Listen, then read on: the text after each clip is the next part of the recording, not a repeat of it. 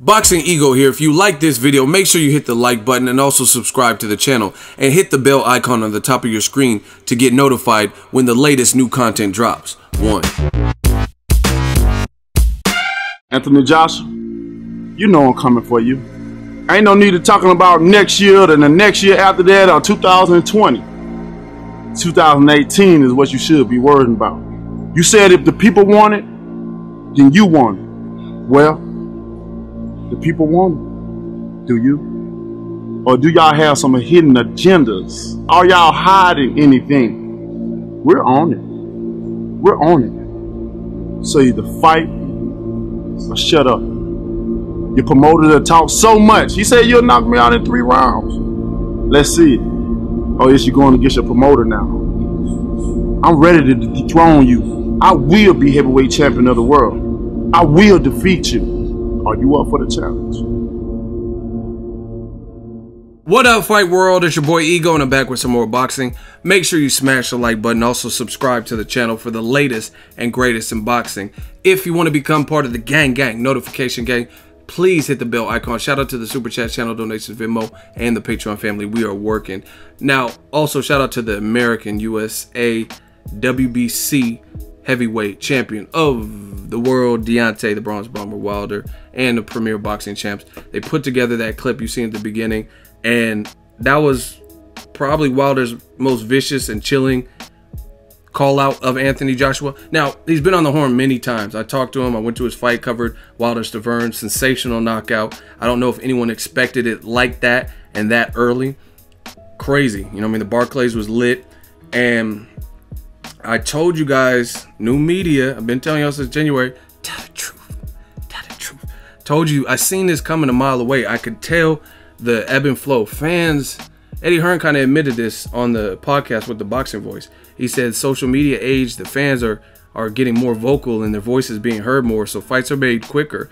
And that is actually true, you know what I mean? And I seen it going this way for a while. It's like 50 Cent said in the famous song Piggy Bank. You gotta do something, baby. You gotta do something, you know what I mean? Between what Eddie Hearn's been throwing out and the Dillian White fight and build up your profile and Joshua's lack of a concrete call out, I think Team Wilder has made an executive decision to really put a lot of pressure on Joshua to make the fight. And fans see it. It's kind of like Rigondeaux Lomachenko. Rigondeaux was constantly putting out, whether it's him or his handler, whoever, they were constantly on his verified accounts and pages putting out content mocking Lomachenko, saying high-tech machines are broken and making comics and memes and stuff like that. People see that and people are like, wow, you're gonna let this man talk? You guys are close enough in weight or in the same division in this situation with Joshua Wilder. You gonna let him constantly call you out, constantly do something? You gotta do something, baby.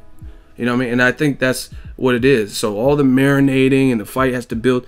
I don't believe any of that. I think the fight is built up. I think it's ready now. I think this was very strategic. While people are still even talking about the trending knockout of Stavern and how he landed, and Stavern got the donkey of the day on the Breakfast Club. Right now, they just dropped that. So they dropped another nuclear H-bomb on the subject of Joshua Wilder. And I'm telling you, the pressure is going to grow and grow and grow. People aren't going to just go through Thanksgiving and Christmas and the holidays, New Year's, and just forget about this.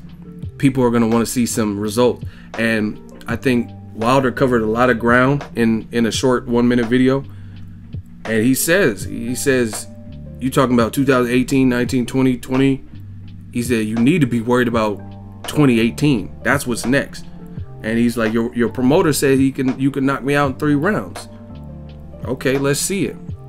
Or are you going to go again? So, you know what I mean? Very strategic, slick tongue movement. Like, are you going to go against your promoter? Huh? You said you'll fight me if the people want to see it. Well, the people want to see it. So what's the deal? Like, I want to be the heavyweight. I mean, he's telling you everything he feels. And this is not even a fight prediction if you want Joshua or think he'll win, if you think Wilder wins or whatever. It's just merely the heavyweight division is back. And it's the call out. He's applying pressure. That's what they say in the hood, applying pressure. And that's what he's doing. He says, I will be the heavyweight champion, unified, undisputed. are you ready for the challenge? You know what I mean? So Joshua has to, I think he has to respond some kind of way, and him and his team have to intelligently find out how they want to approach this. And it's going to be all eyes on the next fight. Not really for Wilder, because if Wilder doesn't get Joshua next as the very next fight, I think people are already under the impression that it's not really because of his team.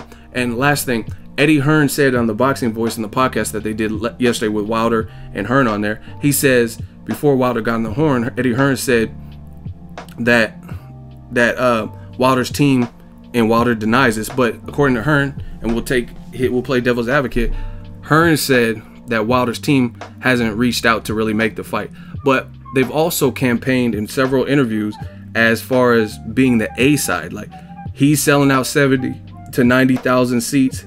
Joshua's the A side. So if you guys really wanted the fight, why do you have to wait for the B side to reach out to you? Doesn't it work the other way? Like, if Mayweather wants to fight Amir Khan, if he wants to fight Marcos Maidana, Floyd was the A side. So he makes the offer to them and they accept, and everybody accepts. You know what I'm saying? So I didn't really understand when Eddie Hearn said that on the Boxing Voice. You know what I'm saying? Why would, even if you haven't heard, you've heard enough of the call-outs, you've heard the demand for it, you heard the fans scream for the fight, you've heard Wilder constantly challenge Joshua. So even if his team hypothetically hadn't called out or sent paperwork over, you're the A side. You can easily make the fight if you really wanted to. Same thing, there's just so many little points like that. Like, Wilder said, I'll come to UK, I'll fight Dillian White if that's what the roadblock you're trying to put in front, but I want the Joshua guarantee. And then you hear Eddie Hearn, and he doesn't sound confident. He says, oh, that's not how it works. They're two separate fights, and that's sloppy, and I don't want to guarantee. Why? You know what I'm saying? It's like, there has to be some give. So you guys interpret how you want, but that was a cold call out from the champ Deontay Wilder, and I look forward to seeing and reporting on the response from Anthony Joshua. But like 50 said, you gotta do something, baby. Make sure you smash the like button as always. Hate, comment, and subscribe. Till next video is Ego signing off. So if you enjoyed this video and want more content like this on the channel, you can show your appreciation by going to the PayPal donate button or the YouTube support button, and you can donate any amount that you feel is equivalent to the value of this video. Much more to come. Thank you guys for your support. Boxingego, the future of boxing.